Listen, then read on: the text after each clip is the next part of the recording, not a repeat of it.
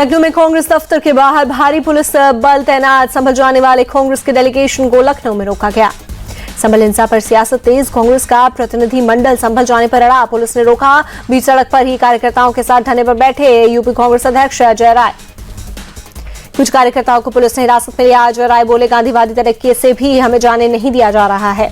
संभल हिंसा पर जारी है सियासी संग्राम, पाबंदी के बावजूद कांग्रेस का प्रतिनिधि मंडल संभल कूच करने पर अड़ा। यूपी कांग्रेस अध्यक्ष अजय राय को यूपी पुलिस ने थमाया नोटिस। कांग्रेस प्रतिनिधि मंडल के संभल दौरे पर बोले deputy CM Brajesh Pathak, UP में कांग्रेस की दाल गलने वाली नहीं है। संभल हिंसा की निष्पक्ष जांच चल रही है, किसी को भी कानून तोड़ने की इजाजत नहीं। अजय राय को संभल दौरा स्थगित करने के नोटिस पर बोले एसपी नेता रामगोपाल यादव, बीजेपी किसी को भी वहां जाने नहीं देना चाहती। जो लोग पाप करते हैं वे हमेशा उसे छुपाने की कोशिश करते हैं।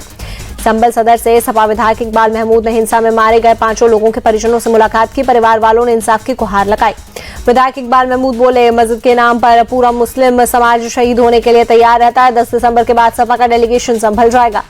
संभल विवाद पर कांग्रेस चीफ खड़गे ने जताई नाराजगी, कहा लाल किला, कुतुब मीनार, ताजमहल, चार मीनार सब तोड़ दो, ये सब भी तो मुस्लिमों के बनवाए हैं। सपा चीफ अखिलेश यादव का बयान, संभल हिंसा के लिए सिर्फ योगी सरकार जिम्मेदार, बीजेपी हिंदू मुस्लिम एकता तोड़ना चाहती है। अखिलेश यादव का आरोप, मुद्दे से हटाने के लिए संभल हिंसा कराए गए, प्रशासन चाहता तो संभल में हिंसा नहीं होती। फैजाबाद से सपा सांसद अवधेश प्रसाद बोले, हम संसद में संभल हिंसा, बेरोजगारी, महंगाई की बात करना चाहते हैं, लेकिन सरकार संसद चलने नहीं दे रही। डिप्टी सीएम केशव मौर्य का आरोप, संभल हिंसा सपा की साजिश और उसके सूत्रधार खुद अखिलेश यादव। केशव मौर्य बोले, सपा ने संभल हिंसा में मारे गए लोगों के परिजनों को मुआवजा देने का नहीं, बल्कि मुस्लिम वोटों की मंडी में बोली लगाने का नया खेल शुरू किया। संभल हिंसा पर बोली पीडीपी चीफ महबूबा मुफ्ती, देश में 1947 जैसे हालात हो गए हैं। नौकरी, शिक्षा, स्वास्थ्य पर काम करने के बजाय मस्जिदों में मंदिर ढूंढ रहे हैं। मालेगांव की रैली में ओवैसी ने पीएम मोदी और आरएसएस पर निशाना साधा, कहा सबको गड्ढे खोदने के काम में लगाया, मैं मस्जिद बचाने के लिए 1000 बार मरने को तैयार। संसद के शीतकालीन सत्र के 5वें दिन भी लोकसभा में विपक्ष का हंगामा, रानी संभल मुद्दे पर कटा जमकर बवाल। लोकसभा राज्यसभा की कार्यवाही कल सुबह 11 बजे तक स्थगित, विपक्षी सांसदों के हंगामे के चलते सदन की कार्यवाही स्थगित। दिल्ली के चिल्ला बॉर्डर पर लगा लंबा जाम, किसानों के दिल्ली मार्च को लेकर यातायात हुआ प्रभावित। किसानों के दिल्ली मार्च के चलते नोएडा दिल्ली बॉर्डर पर भारी traffic jam, Noida expressway DND पर लगी गाड़ियों की लंबी कतार। कालंदी कुंज बॉर्डर और महामाया फ्लाईओवर पर भी भीषण जाम, नोएडा से दिल्ली जाने वाले रास्ते पर बैरिकेडिंग, लोगों की परेशानी बढ़ी। मुआवजे की मांग को लेकर दिल्ली मार्च पर कर रहे हैं किसान, दिल्ली नोएडा बॉर्डर पर बढ़ाई गई सुरक्षा। दिल्ली यूपी बॉर्डर पर पुलिस ने बढ़ाई सुरक्षा, किसानों के दिल्ली मार्च को लेकर यूपी पुलिस एक्टिव। किसानों के दिल्ली कूच को लेकर नोएडा पुलिस का बयान, कहा सुरक्षा के पुख्ता इंतजाम, किसानों के साथ लगातार कर रहे हैं बातचीत। नोएडा पुलिस ने कहा किसानों के कूच को लेकर 3 लैश सिक्योरिटी की गई, 5000 पुलिसकर्मी और 1000 पीएससी जवान तैनात।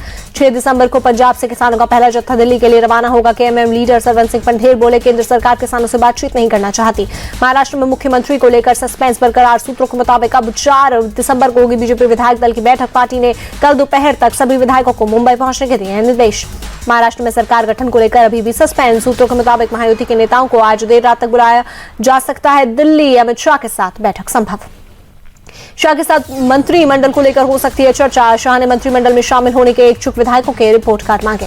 सूत्रों के मुताबिक बीजेपी के पास सीएम पद, 17 मंत्रालय, शिवसेना के खाते में डिप्टी सीएम 9 मंत्रालय हो सकता है, जबकि एनसीपी के पास डिप्टी सीएम और 7 मंत्रालय रह सकते हैं। सूत्रों के मुताबिक एकनाथ शिंदे डिप्टी सीएम के साथ अपनी पार्टी के लिए गृह मंत्रालय समेत 9 मंत्रालय चाहते हैं, जबकि बीजेपी गृह मंत्रालय अपने पास रखना चाहती है। शिक्षाविद और मोटिवेशनल स्पीकर अवध ओझा आम आदमी पार्टी में शामिल, अरविंद केजरीवाल की मौजूदगी में ली सदस्यता। पार्टी में शामिल होने के बाद अवध ओझा बोले, शिक्षा का विकास ही मेरी प्राथमिकता होगी। केजरीवाल बोले, शिक्षा के क्षेत्र में अवध ओझा का बड़ा योगदान, दिल्ली में शिक्षा को और मजबूती मिलेगी। बीजेपी ने कर्नाटक के विधायक बंसगौडा पाटिल यत्नाल को दिया कारण बताओ नोटिस, राज्य स्तरीय पार्टी नेतृत्व के खिलाफ टिप्पणी करने के आरोप में नोटिस। नागपुर में बोले आरएसएस चीफ मोहन भागवत, हिंदुओं की जनसंख्या में गिरावट चिंता का विषय है, हिंदुओं को कम से कम 3 बच्चे पैदा करने चाहिए। मोहन भागवत ने अलग अलग देशों के बीच जारी टेंशन की वजह बताई, कहा अहंकार, कट्टरपंथ, स्वार्थ की वजह से विवाद हो रहा है। संघ प्रमुख मोहन भागवत के जनसंख्या वाले बयान पर जेडीयू ने जताई आपत्ति। प्रवक्ता नीरज कुमार बोले, जनसंख्या विस्फोट देश की बड़ी समस्या। एआईएम चीफ असदुद्दीन ओवैसी का मोहन भागवत से सवाल, क्या बच्चे पैदा करने के पैसे आप देंगे? महाराष्ट्र में बच्चे पैदा करने के लिए कोई स्कीम लाएंगे? दिल्ली में बीएचपी और बजरंग दल का प्रदर्शन, बांग्लादेश में हिंदुओं के खिलाफ हो रही हिंसा को लेकर किया विरोध। त्रिपुरा के सीएम माणिक साहा ने चिंता जताई, कहा बांग्लादेश से त्रिपुरा सटा हुआ है, वहां हिंदुओं पर अत्याचार हो रहा है, आतंकियों को जेल से छोड़ा जा रहा है। पीडीपी चीफ महबूबा मुफ्ती ने बांग्लादेश के हालात की तुलना भारत से की, कहा दोनों जगह अल्पसंख्यकों पर हमले हो रहे हैं। बीजेपी नेता रविंद्र रैना बोले, महबूबा मुफ्ती ने राजद्रोह वाली बात कही है, उन पर मुकदमा चलना चाहिए।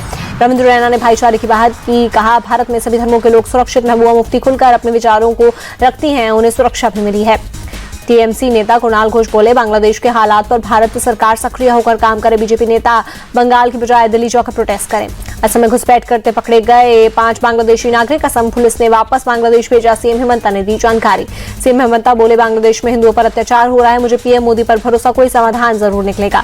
बांग्लादेश में हिंदुओं के खिलाफ हो रही हिंसा पर बोले कांग्रेस सांसद इमरान मसूद, पड़ोसी देश अल्पसंख्यकों पर जुल्म करेगा तो हम आवाज उठाएंगे। इस मुद्दे पर संसद में होनी चाहिए चर्चा। यूपी सरकार ने महाकुंभ मेला क्षेत्र को अस्थायी जिला घोषित किया, 6 तहसीलों के 67 गांव शामिल। उज्जैन में सिंहस्थ 2028 की समीक्षा बैठक, केंद्रीय मंत्री जेपी नड्डा और मुख्यमंत्री मोहन यादव हुए शामिल।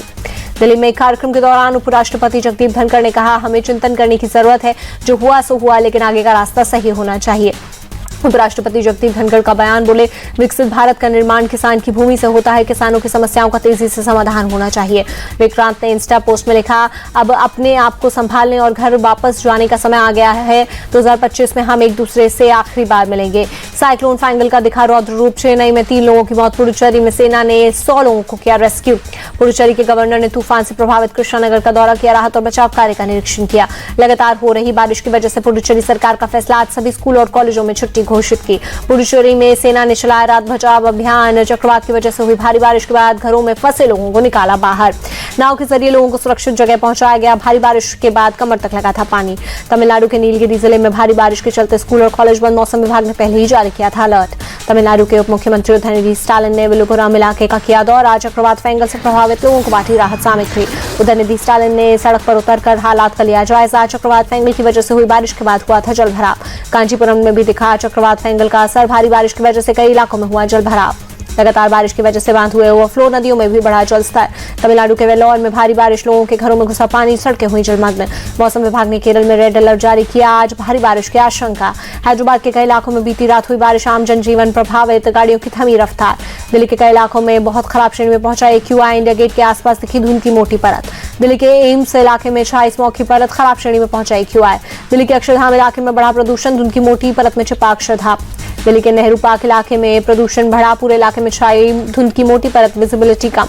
यूपी के आगरा में धुंध की चादर में लिपटा ताजमहल इलाके में बढ़ते वायु प्रदूषण से गुणवत्ता पर असर। मुंबई के कई हिस्सों में छाई धुंध की मोटी परत, बांद्रा कुर्ला कॉम्प्लेक्स इलाके में विजिबिलिटी कम। जम्मू कश्मीर के श्रीनगर में छाया कोहरा, तापमान में आई भारी गिरावट। बाइक को टक्कर मारने के बाद मौके से भागा कार सवार, बीती शाम फ्लाईओवर पर हुआ हादसा। दिल्ली में गीता कॉलोनी फ्लाईओवर पर खून से लथपथ एक व्यक्ति का शव मिला, पूरे शरीर पर धारदार हथियार से वार के निशान। कोणार्क महोत्सव का आज हुआ आगाज, ओडिशा के मुख्यमंत्री मोहन चरण मांझी ने दीप जलाकर किया उद्घाटन। उप मुख्यमंत्री प्रवती परिदा भी मौके पर रही, मौजूद कलाकारों ने महोत्सव में बिखेरा जलवा। पीवी सिंधु ने खत्म किया 2 साल का इंतजार, चीनी शक्ल को हराकर जीता Syed Modi international badminton tournament का विमेंस सिंगल खिताब। पीवी सिंधु ने जीत को अपने करियर का अहम पड़ाव बताया, कहा अगले कुछ सालों तक खेलूंगी, दिमाग में 2028 लॉस एंजलिस ओलंपिक बना रहेगा। पीवी सिंधु ने सोशल मीडिया पर अपनी खुशी जाहिर करते हुए लिखा, 2 साल 4 महीने 18 दिन, मेरी टीम मेरा गौरव। फैंस और अपनी टीम का जताया आभार। भारत की त्रिशा जॉली गायत्री गोपीचंद की जोड़ी ने अपने नाम किया विमेंस डबल्स का खिताब, चीन की शटलर जोड़ी को दी मात। सैयद मोदी अंतर्राष्ट्रीय बैडमिंटन टूर्नामेंट में लक्ष्य सेन की शानदार जीत, सिंगापुर के शटलर को एक तरफा हराया, मैन सिंगल्स खिताब पर जमाया कब्जा। सैयद मोदी इंटरनेशनल सिंगल्स खिताब जीतने पर लक्ष्य सेन ने खुशी जताई, कहा आगामी टूर्नामेंट में अच्छा प्रदर्शन करूंगा। बिहार के मुख्यमंत्री नीतीश कुमार ने विमेंस हॉकी टीम को किया सम्मानित, सभी खिलाड़ियों को 10-10 लाख रुपए का इनाम, सपोर्टिंग स्टाफ को मिले 5-5 लाख रुपए। राजगीर में चीन को 1-0 से हराकर भारत ने जीता women's Asian hockey champions trophy का खिताब, 6 देशों की टीमों ने लिया था हिस्सा।